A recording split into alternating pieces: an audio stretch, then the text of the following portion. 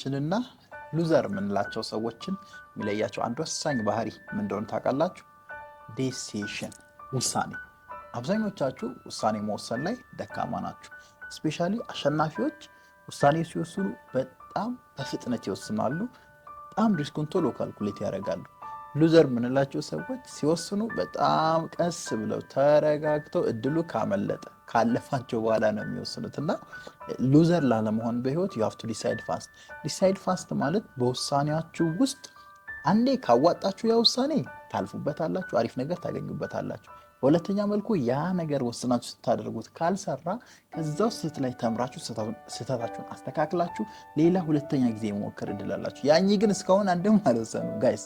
if you want to be winner ወይም አሸናፊ መሆን ከፈለጋችሁ definitely risk calculate አድርጋችሁ ቶሎ አድርጋችሁ መወሰንና መተግበር ይጠበቅባችኋል። ያ ነው አሸናፊ የሚያደርጋችሁና ይሄን ባህሪ ካስተካከላችሁ አሸናፊ ትሆናላችሁ ብዬ አስባለሁ። don't be a loser ሊቃውንት ነኝ። የሰው ልጅ